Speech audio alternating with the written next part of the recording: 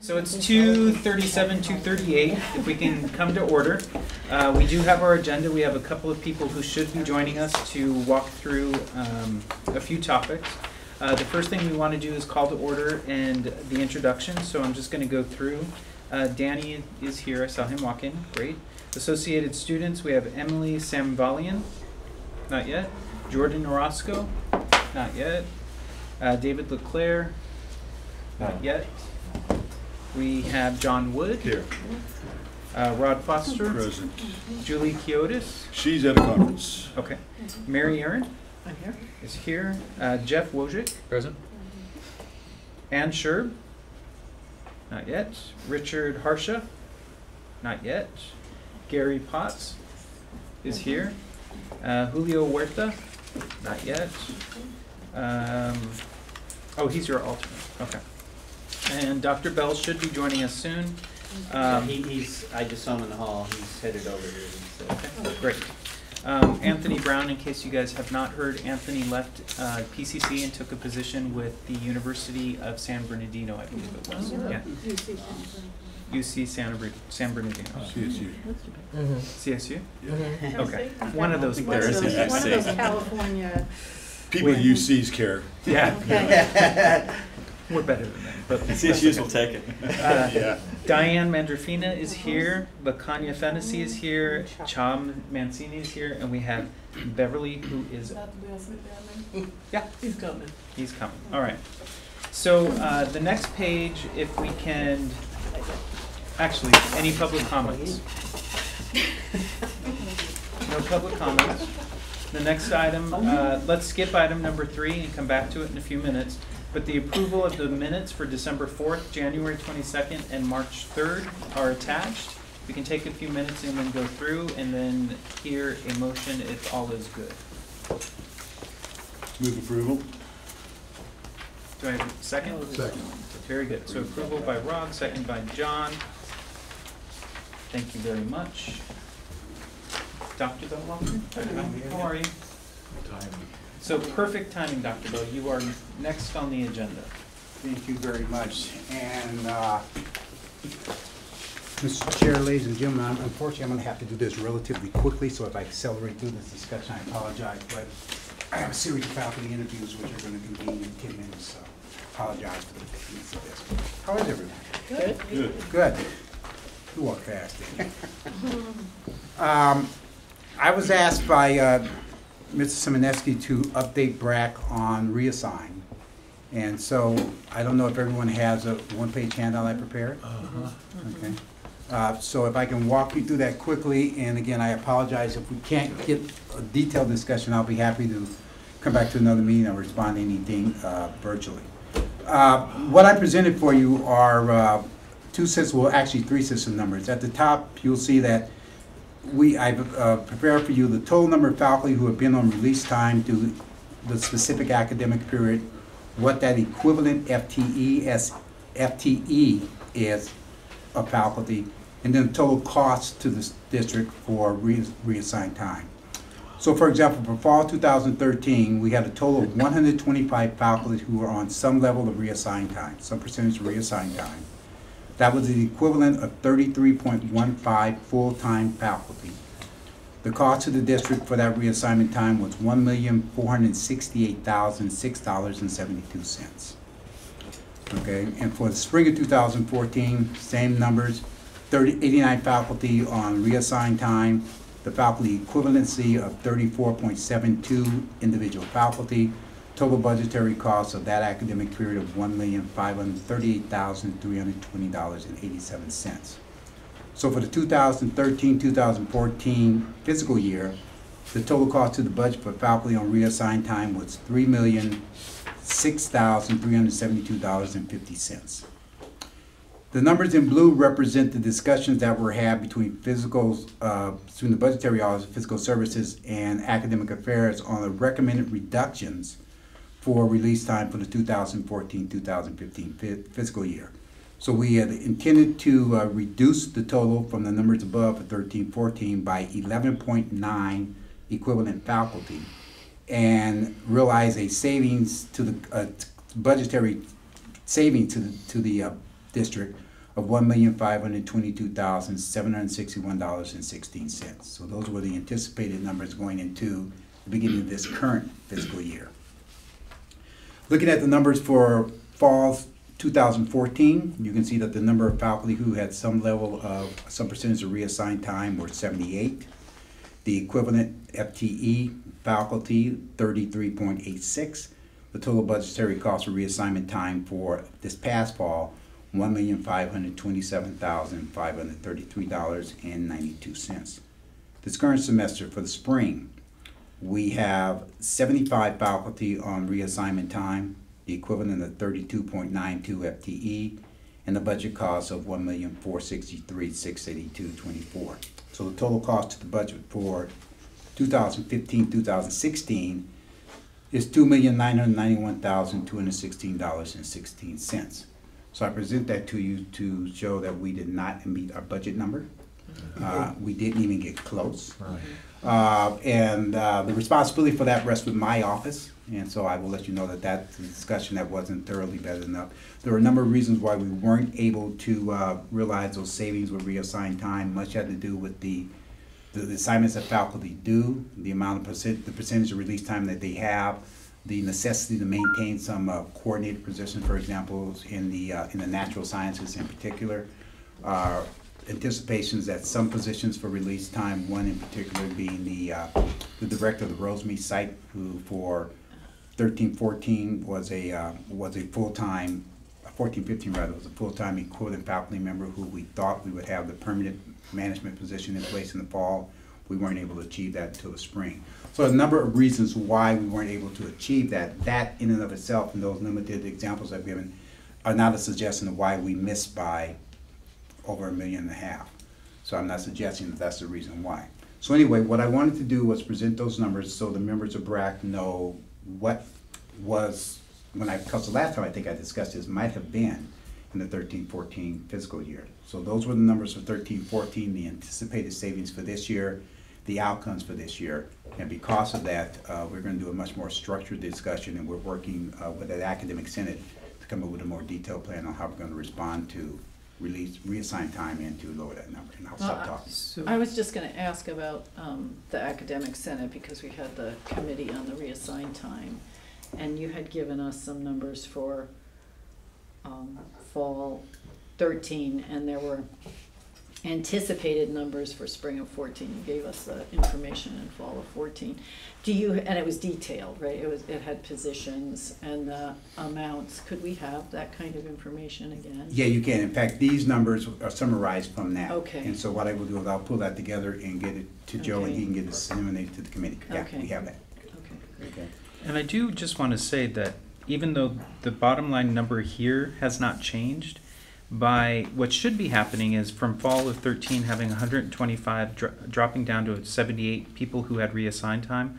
In the budget, what should be happening is that the bucket of money that we have for adjunct faculty should not be as high as last year. So there's a translation, so to speak. You mean for reassigned time? No, so Alright. if reassigned time, if we went from 125 down to 78, even though the dollar amount is the same for the reassigned time, these people who had reassigned time last fall Oh. should now be going back into the classroom, which means that we shouldn't have an additional expense with our adjunct faculty. So if there is a savings based on this, I would think the savings to the district is probably in the adjunct faculty line of the budget. Correct. However, the FA has negotiated an increase from 1.2 FTE resign time to 3. And I don't know how the new representatives from adjunct faculty on the Senate are being handled, whether that's reassigned time or stipends, but that's another example of people who are somehow being compensated for work that isn't in the classroom. Do adjuncts get reassigned time? Adjunct do not get reassigned Yeah. time. I think what Rod's referring to is the adjunct representation on the Academic Senate. And those individuals were stipend. Okay. So they don't reflect, because they Yeah. do not get release time. And the overall goal of this, ladies and gentlemen, will be to look at the amount of release time. And there were 2 targeted goals working with the Academic Senate Subcommittee. One was to get more full-time faculty back into the classroom, because obviously that's going to benefit our students and the quality of instruction. The other was and that's we're in the process of doing the second one now, take a look at all the work that's being done on any kind of reassignment capacity and determine, one, if it works that really the district needs to continue to do, and two, if so, whether or not it's work that's most appropriately done by the faculty. And So that's can I what- add something to that too? The reassigned time committee also wanted to make sure that the processes were clear and open and transparent, and that all faculty had the opportunity to be a part of that process. Yeah, you'll see an That- example of that because there's 3 or 4 positions we had to go forward with immediately. And so those positions will be advertised probably today to all faculty to consider and to apply for. When they do apply, there'll be a process in place. So those guidelines from that ad hoc committee of what we're putting in place now, it'll carry over to what we're doing in the future. So, do you have just a general idea? We went from 125 faculty on reassigned time, but the actual FTE Yeah. only decreased 2. We went from 125 to 80, so that's a 45 less faculty on reassigned time, but there's hardly any decrease. So I don't understand how that. A number of faculty who were doing assignments with smaller percentage release time, but the faculty remained, got larger percentage increases. Okay. So the number, the end went down, but the Yeah, percentage right. amount of time spent Okay. didn't increase anything like that much. Can I be rude, folks? I don't walk fast, I've got to get back to my office, so I apologize. Joe, I apologize that I couldn't do. No, I think this is what you guys You're wanted, covered, right? yeah. Yeah. Love the Right, bow and tie. if we Yeah, could the get detail. if we could get the information that got Yeah, I'll you give to you the here, backup that'd to be that. great. And That'd thank be you, great. well, the board, Thank most you. people don't yell at me when I wear bow ties. So, You get a top hat and blue. You look Dr. good. Bell, while you're leaving, the detail, I think for the purpose of this group, we're talking about the dollars. So I think you mentioned the Academic Senate Committee that was looking at this. Is that the group that would We look at had- the detail? Yeah, Okay. I guess. So I would. We had the details, you hear me, FHO? Yeah. We had the details, so what it was we had a name, an assignment, Mhm. and a Amount of release percentage. time, the costs of the, the okay. detail, yeah. So- It's a spreadsheet that I It have. was a Right. spread, yeah. So I would just ask, since the topic related to the dollars, I think, is done, the topic about the process for reassignment, if that can be a discussion in the other committee, I think that would be, I don't think that conversation is meant for this group, or is it? Am I missing something? Well, Marion, let me do this. No, I was just saying that I was will part get of the that reason we information, wanted I will it. get back to President Cairo, let him know, because obviously with the transition in leadership, and determine how the Academic Senate wants to continue that discussion with the committee. Okay. But I do know Dr. Scott is actively engaged now. And then when we get that determined, I'll make sure that those groups get the backup documentation. If you ever need it for Brac, I'll Okay. be happy to get it to you. Okay, Okay? okay. All right, Thank folks, you. I'm sorry you have to run so, well, I don't run anymore, but I'm sorry. I have to run so quick. And thanks. Thank you. Thank you. You're welcome. Okay. So now we've got linking budget and program review. Ryan, This is such an exciting meeting, isn't it? is it Talk exciting about because we get through reassign things? time and now linking budget. It's really thrilling stuff. Fun just never stops. Of course, I'm preaching to the choir because everybody in here, of course, volunteered to deal with budget and resource allocation. So, We did. well, yes, Joe, by the nature of the job you chose. Okay. So let me give a little bit of a summary with what the results of the accreditation visit were, what the draft recommendations have been, and then a little historical context in terms of what we've already done and where we need to go. How many people were at the exit interview? So most people were at the exit interview. It should come as no surprise that one of the biggest issues that was noted was our integrated planning system. You know that I've come here and one of the questions I've asked is, please explain to me how the budget is developed, and I think Danny just gave me a blank stare. The good news is Joe's already put a lot of things in place with his team, with LaConya and Diane, to really start giving some meat to the budget development process, which will hold us over until we have a full overhaul. But it was very clear in the recommendations that we did not have an integrated planning structure, and they specifically said in that exit interview that we have a need to tie program review to our resource allocation model. So as we've talked about before with integration, it's all about planning, program review, and budget all being tied together. We do a pretty good job in terms of budget and planning indirectly. We don't have a formal process, but in terms of the rankings that go through the management offices, in terms of the VPs ranking things, and in terms of what's on the board agendas where every single cost item has to be linked to the plan, we do a pretty good job. We have some innovative things that are working there. But in terms of program review linking to resource allocations, at the moment we have nothing until Joe put together the packet where he asked people to talk about their program review and link in their program review, which is an excellent stopgap. So that's where we're at now. We have a gap, and the gap is that we don't have a process that ties together program review, planning, and budget. Don't think anyone here is surprised by that. So what has been done? Well, prior to me taking on this position, Stephanie, Sheila, and I believe a few others came across the different committees. That my understanding is they came to Brac, to IEC, and they did some planning workshops, if you will, where they tried to gain insights into what some of the ideas were for how to move forward. I have all that information. Upon coming on board, I've met with Brac. I've done a planning session with the Academic Senate. I've done a planning session with the Management Association, and I'm scheduling a planning session with the Classified Senate, just to get input as to what we see the biggest gaps are and what we think are some of the ideas we want to carry forward. Beginning with the recommendations being given out at that planning session, Dr. Kathy Scott put together a plan for addressing them. That plan involved 3 groups. The first group focused on shared governance, the second group focused on planning, the third group focused on HR issues like the need for student learning outcomes to be part of the evaluation. That was separated out for obvious reasons because it will have to be dealt with the FA and determine how we best move forward on that. The planning group, I sent out emails to all of the different chairs and co-chairs of the committees to see if we could get a group together. And we got our first group together, God, was it yesterday? And was that only yesterday? It was only yesterday.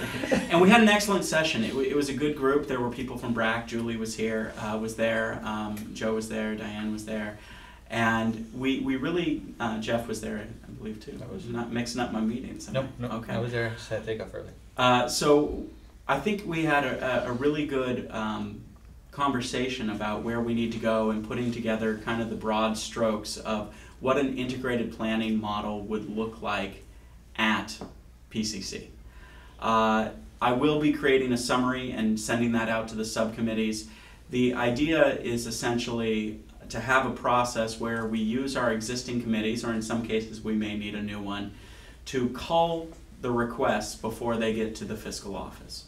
So essentially speaking, if we have a $120 million budget, how much millions in requests do you guys usually get? We're going through that now. My guess would be it's probably A lot close more to than double. we have. Close to double. Wow, that's worse than anything I've dealt with. My experience with budgets is, our budget's 89 and we get 96 in requests. So it sounds like we have a budget of 120 and we're getting $240 million in requests. So obviously, that's a lot to go through. But the requests, and I think it was probably Eduardo who brought up, really come down to 3 different areas: the people, space, and stuff. Stuff being the equipment, the technology, the supplies, people being classified, unclassified, faculty and management, and space being either improvements in existing space or additional space. And all those have costs associated with them, and all of those have real critical purposes for why people need them, but we need a process that says, well, how does Rod's request weigh against Mary Aaron's?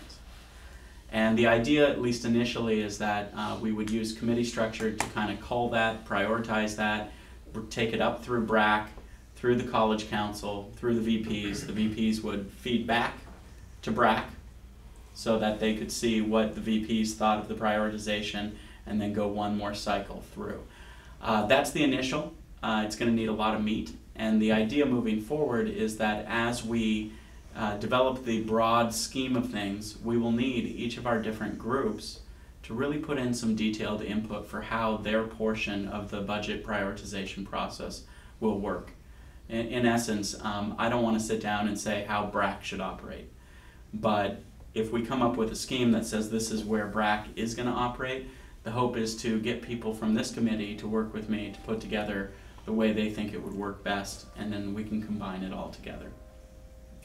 So that's an overview of where we're at. Of course, if you look at the agenda though, I'm missing one critical piece, which is, well, where was program review and all that? Right. Right. So as I said, Joe has developed a really good process with his team to start the conversation of having a very tight budget request process where everybody follows the same guidelines and it's very fair, and everybody has at least an equal opportunity to make the requests. But those requests are not coming through program review. So the idea moving forward is that we need to somehow make program review be the request process. The big issue with that, there's two big issues. First big issue is that some people only do program review every 6 years, some people do it every 2 years, some people do it every 4 years. And so I think we have some of each in the area. Danny, I think you're a 2-year guy, aren't you? Your program review? No. You're a 6-year? Yeah, well, I'm in social science. now, Right, so six Yeah. year. The question is his program review data that now may be 4 years old really informative to Brac when they're weighing his request? And the answer is no. And really what we're looking at is having to develop an annual update process of the program review. Now the IEC met, and these are very draft. They basically, I took the information from the committee, worked them out in a narrative format, but I haven't had a chance to bring them back to the committee for confirmation yet. And the recommendations are pretty simple. It's that we need an annual process, that we need to simplify the process, because God knows we can't do program review every year the way we're doing it. Otherwise, we need to hire another 300 people just to do program review. And you'll see that these are just some draft recommendations on the front end. So that's an overview of where we're at. What I'd like to request is, first, is there anyone on this committee who would like to be part of the broader group as we put together the planning process? Rod? Yeah, There you go, raise I'm stuck here for 3 more years. Might as well have fun. Well, and I want to say that anyone who doesn't feel so inclined to help out over the summer, that's fine, because it's going to be brought back here every step of the way as it is. So I thank Rod and LaCagna for volunteering, and I'll just say that the next steps will be to bring you a summary of yesterday, and hopefully that will be done by next week. Mm-hmm.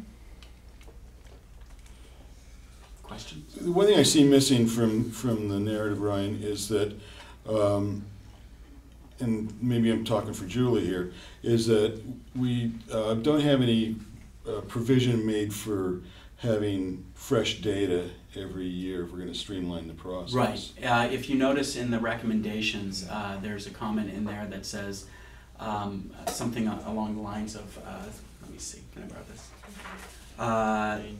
3A, attempt to refine metrics to be common across all areas. That would, it doesn't say it, but in essence, those common metrics would be annual. Okay. And that's because I'll just tell you from experience working with the administrative groups, and I'm sure they can attest to this, the program review process we have right now, on one hand, the administrative groups get to write their own goals and measure themselves by their own goals, which sounds like it would be easier. On the other hand, that is not very easy, especially if you're not somebody who's been trained in evaluation or developing these type of processes. So we need to come up with something that works across all groups, so that it becomes easy for groups like this to measure people equivalently. Apples to apples. Yeah. I'm sure Julie will have lots of ideas on that too. Yeah, she's not too busy writing her new BA. Well, we'll find out in May if we got it, so she might have some time on it. Yeah. You know, whatever structure you come up with, the training of managers so they understand the process is really important. Absolutely. It makes it so much easier, and it's, too many times it's sort of laid on us, and we're told you need to get this in by the 15th of next month or something. Right. To know the process will just smooth it out. And the other question I have is, where do you draw the line? Who do you cut out? How do you say no to somebody? Well, you know, I have found that groups like this have a hard time saying no to people. Right. Because they're your colleagues, and you know that what they're saying is important. So what I usually say is prioritize things, you know, in order, and then fiscal draws the line. And where the line is really how much the budget can withstand. There you go. So what has happened traditionally, this will be the third time I've gone through a budget cycle here. The first time that I've gone through it, having fiscal report to me. But what I've seen, and what I think is probably going to happen for next year, is that we have a ton of unavoidable costs. Yes. So everything becomes a critical need. So whatever that critical need is, if there's more money that comes in throughout the year, we would bring those lists back here to this group and say, these are the recommendations that we're making. What is the feedback? And then move it through the process again. Yes. How are requests generated? Does that happen through, do the managers do it? And it may be different in different areas. Are you asking currently, or do you have a suggestion for how we should do it in Well, the it future? just seems that without having a process for sort of generating and vetting requests at really at department levels, that may be one of the reasons why we have everything comes up to discussion at this table So or in your office, I or 100% maybe that's process- why we have $240 million worth of requests. I mean, let Because me, there's no process well, let me at an clarify. official level. I don't know what it's going I'm to be. just, Yeah. But I wouldn't be surprised if it's double. But up until this fiscal year, there hasn't been a process. It's been a Yes. rollover budget because of the economy and what happened with the economy. We've now emerged from the recession. We have now gotten to a point where we have a process in place. The budget process for requisitions, the budget process for requests will not change much from what we've got now. It'll refine each year, but it won't change much. What happens is that the budget goes out to the budget administrators, and each department has a budget administrator. And what we've told those people, and the executive managers and the managers are, you are required to get as much feedback from as many people in your organization as possible. Whether you do this process through email, whether you do it through staff meetings, whether you appoint someone who is a coordinator within your area to meet with different groups, that information needs to come from every level of the organization and work back up to the budget administrator so it can be incorporated into that department's budget request. From what I understand, that has happened relatively well. It could be better, but it's happened relatively well. That budget request then comes into fiscal, and we have probably 30 or 40 different requests. What Lacania does is takes everything and puts them into the developmental budget. Well, So and that's what you showed us. yes, and so that's what will go to the executive management team first, the vice presidents, the associate vice presidents, the executive directors, the senior VPs, and the president. And we will have a conversation about all of the requests, and then there will be conversations about what positions have been requested. Well, this is something that can wait till next year because we think we're going to get funding for that new grant. This is a build out for, let's say, health sciences that doesn't need to happen right away. It can happen in 12 months. These are supply requests that are needed right away because social services needs SPSS licenses so students can go into a actual research database to learn in some capacity. Then those requests then come to Brac, and the presentation is provided to Brac. Then it goes to the IEC in those positions, and that may need to be flipped, but then it goes to the other committee, and it's provided to IEC about the linkage from the program to the budget, and then we take that information and we refine it down to fit within the parameters of the funding that we believe we're going to get for next fiscal year. That then turns into the tentative budget, which will be what we bring back next month to this group. And then that goes to the board for adoption for the tentative budget. And then from June through September, we refine it even more, and it goes back through that same process. The executive management team, Brac, IEC, finalize the dollars, put the budget in place, come back to this group, then we go to the board for adoption of the actual budget. That wasn't really my, but. Oh, So, Mary, I think I have your point. And so, what Joe's saying is correct, but Yeah. your question is that initial input, the Yeah, initial as an request. ESL teacher, I want, maybe I decide we need 15 document cameras, and some other ESL teacher decides that we need to buy, a tutoring program from some publisher that we're gonna use in the ESL center, and we're not talking to each other. That's right.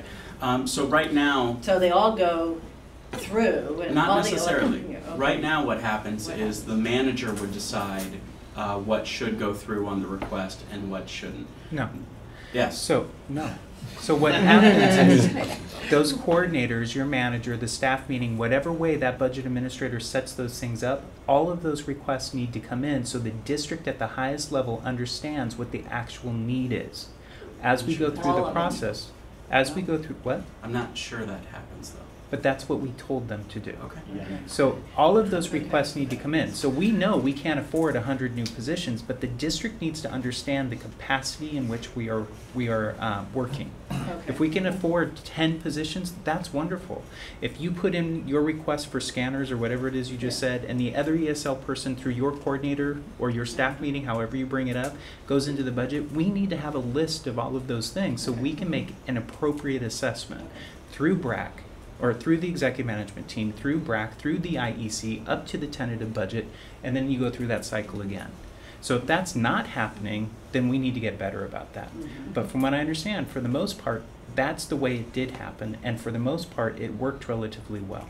So like I said, things will need to refine, but Without a honing process at the department level, because that's what you're suggesting, is that there be Well, some what way I'm to- suggesting is that the honing process should be that people need to align their requests with their program review and with their goals. Right now, departments don't have goals because we don't have that set up. So it would be an internal honing process, similar to what Joe's saying, but with a structure built in so that it's formalized in how they do it. It raises issues of leadership within these different areas, which will need to be addressed in other venues, but essentially, then it would go through the process that Joe's talking about, but we're developing some different layers. The program review process does have goals. No, they do not. There's nowhere in that document where I set out my goals. No, there is not. I haven't looked at it for a while. They No, but I really thought there was. they have something called recommendations Okay. maybe that that's- some people treat as goals and other Okay. people treat as resource requests. Oh. So you may say, my recommendation is that I need to improve tutoring to better serve evening students who are not being served equitably. That'd be a great goal. Other people wrote, need more tutors. Mhm. Both are recommendations, but right now we don't have like a really good process to translate that. And part of that is because we have not hit the planning level at the department. There's, what do we call the AMP? AMP? Crystal, is that right? Accountability Management Planning. Yes, accountability management planning is the department level, but very few people actually do it because it's technically optional right now. I also didn't hear in what you were saying, Joe, where these requests are prioritized. It sounded like they were going to be prioritized at the administrative level. so what should be happening, so what I call a hearing, a budget hearing, should be happening with the subject matter expert. So at the executive management team level, you have, let's say, Cynthia Olivo, who has student services. Her direct report should be saying to her, this is why I'm requesting what I'm requesting. Yeah. And then at a hearing level or within the executive management team, she should be able to say, this is why my area needs these things, and justify it. And then through the group process, through that collaboration, there is a priority that's created. Well, we have, budget will say we have a bucket of money, let's say we have $10 million for fixed assets. Okay. Then we have $20 million of requests. Through that collaboration, through the team and the subject matter experts, we should be able to create 2 lists. Or a list, and then there's a cutoff line, and then that list, that the bottom part of that list that's no longer affordable becomes the critical need list. So as more money comes in, that critical need list is pulled out, and then there's another conversation that takes place. So it sounds like it happens at the executive level. It should, yes. Because when you first said it should be the experts, Mm-hmm. I'm not sure, except for your one representative at executive, that those are the experts who would know how to prioritize everything that's needed for student services. Or Mhm. I'm just saying that because there was a time when we actually sat with all of the managers, middle managers in student services in one room Mhm. and said, here's my 6 requests, here are my 3, here are my, and let's discuss it among each other and come up with a priority list that our VP can take to executive. Okay, and so maybe that becomes part of the cycle next go round. Mhm. So we've just created this, and that makes more sense. You know, it really made everyone happier because we felt like we all agreed on it together rather than it happened and somebody ignored my request. That makes sense, yeah. somehow. Yeah. And it may have happened at the budget administrator level. So when they had those conversations in the staff meetings or the coordinators went out and talked with the individual areas, it Mhm. could have happened that way. They could have self-prioritized. Okay. My guess is that they did not. Yeah. So next year we can build that in. So next year, and I've said it a couple of years, we need to start the budget process in October or November. Yeah. And we thought, and if you remember last year, I kept saying, Banner has this automated system that we can do budget requests in. Well, we haven't had time to figure that out.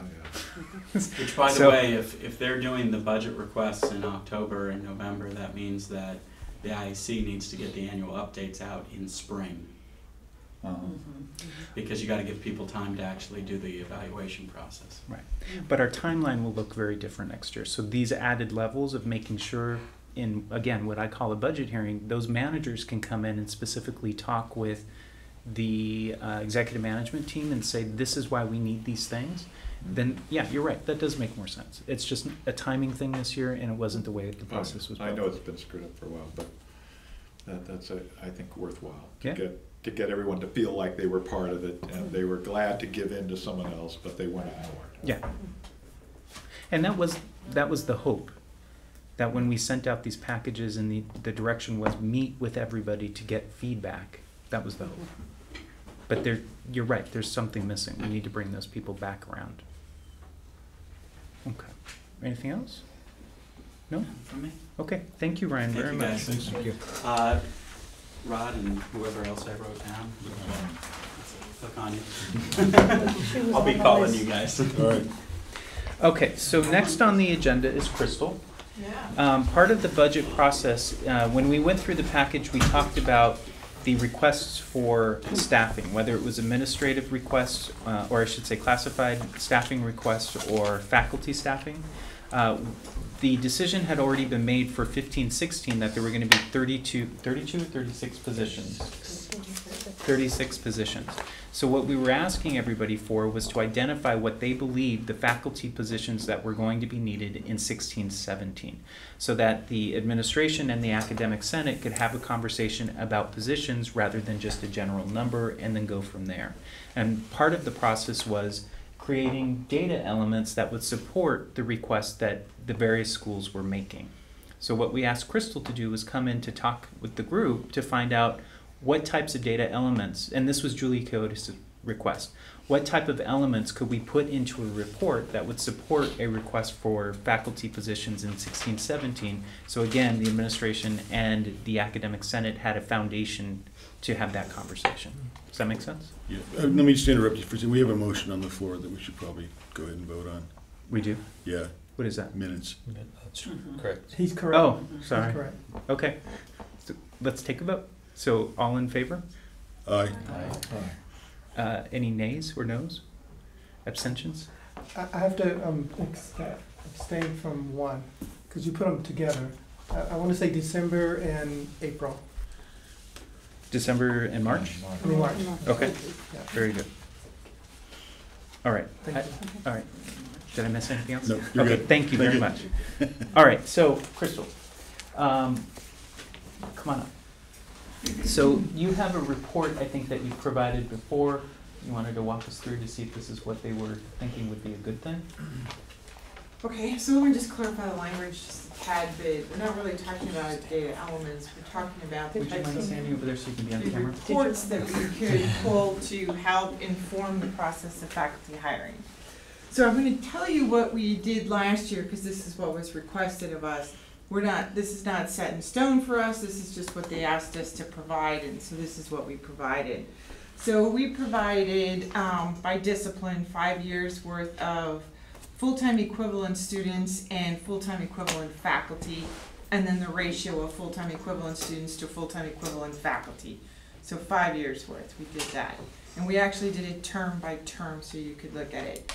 Then we provided, and this is where it always gets a little bit confusing for some folks, we provided annual FTES, and that's an apportionment number. So it's the amount of FTES generated for apportionment.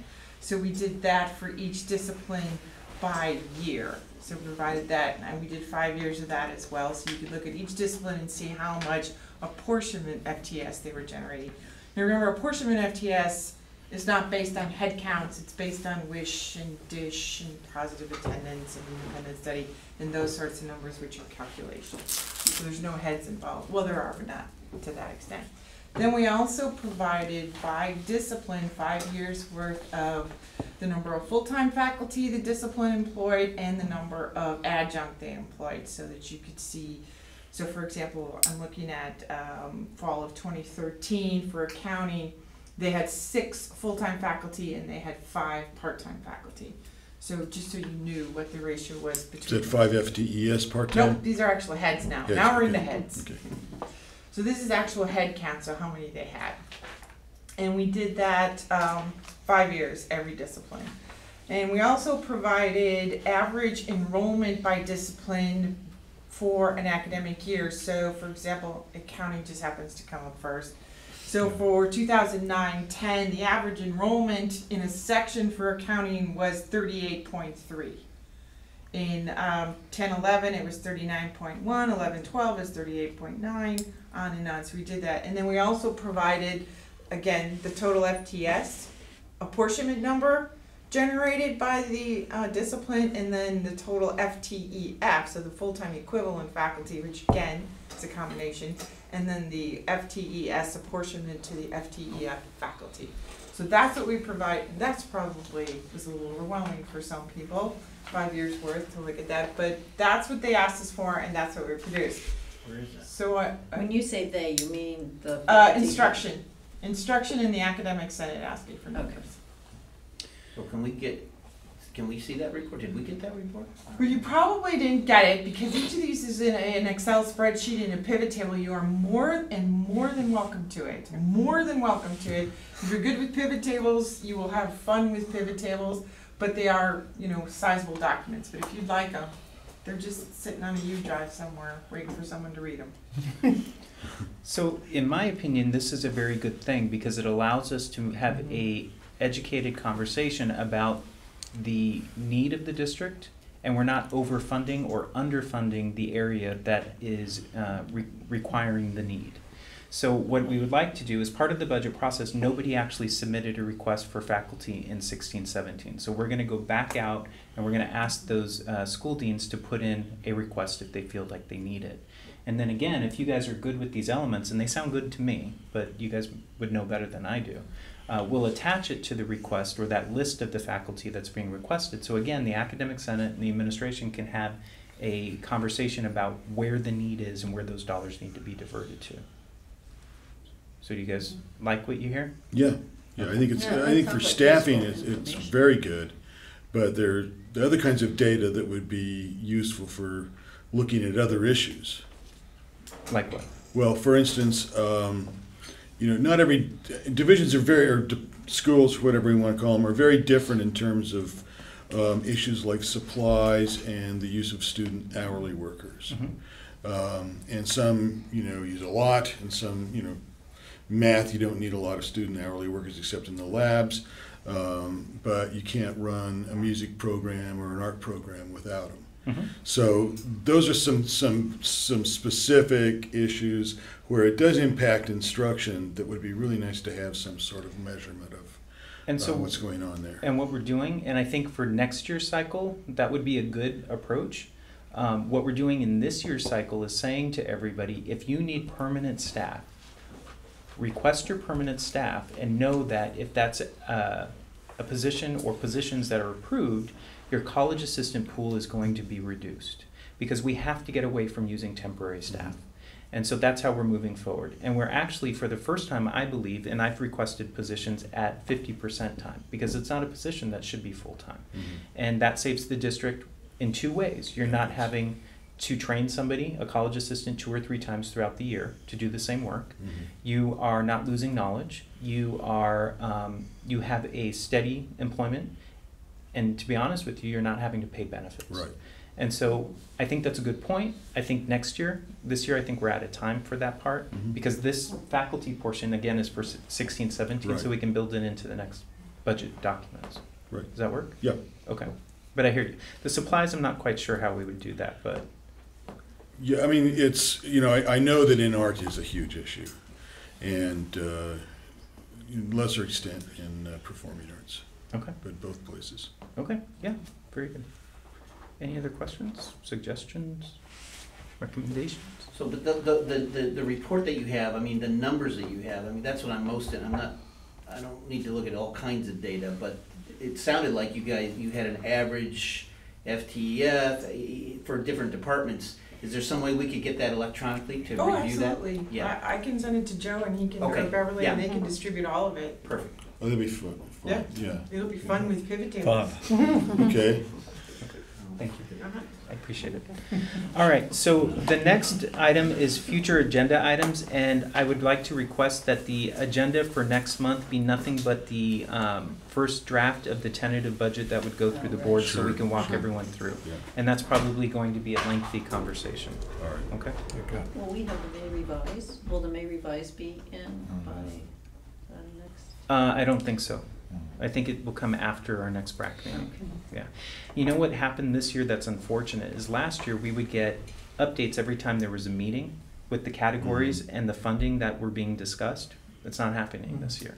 So we're kind of in the dark trying to figure out what the dollars are. What do you think that is? Is the governor being cagey about the budget? No, I think there was a changeover in staffing at the California Community Colleges. I forget what the group is called. Oh, the CCLC or whatever.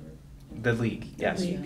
And so the president left. They have a interim person in place, Okay. and the previous president would send out every time there were these updates categories. And Okay. you remember last year we had those Yeah, lists. yeah. So we're now trying to figure out what those categories are and what's being discussed. So hopefully next month we can have a draft. We gave you something a few months ago, but we've not heard anything since that point. So next month we would really like to go through the tentative budget. But we're gonna with look you at the guys. revenue side and the expense side next Yes. time. Yeah. But it would be just the buckets. It won't be Okay. broken down. Okay. And when we take the adopted budget, that's when everyone will see the actual detail. Okay. Yeah. It's, what usually happens is with the tentative budget, the board approves a percentage to be loaded so we don't lose operational And are we gonna ability. see anything other than just the general fund? More than likely, it will just be the general fund. Okay. The tentative budget is just general. Okay. Because the other categorical funds are usually on a different cycle. And so we have more time with them. All right. It's just that we've got, some grants now that are really huge that are, probably have significance for how we're funding stuff out of the general fund. Yeah, for the BRAC meeting in August, that's when you'll see those things. The tentative budget has the buckets for Fund 1, and then the last few pages has the buckets by the grant. Okay. Yeah. Super. Okay. Anything else? No? We're good to go? Thank you. Another meeting under an hour. I love it. All right, thanks you guys. I appreciate it. Thank you.